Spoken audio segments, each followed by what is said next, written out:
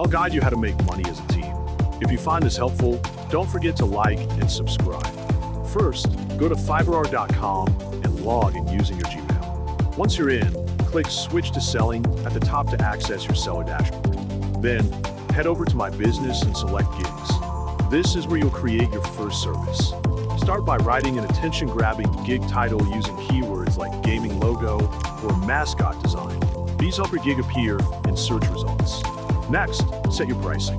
You can offer different packages. For example, basic for $5, standard for $15, and premium for $25 with extras like source files.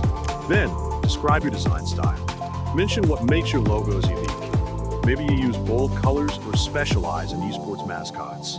Don't forget to add FAQs to answer common buyer questions, such as file types or delivery time.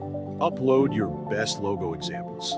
This is key to attracting buyers. Once everything's ready, hit publish and your gig will go live. Finally, you can link your parents' bank account or use PayPal to withdraw your earnings. And that's how you start your Fiverr logo design business.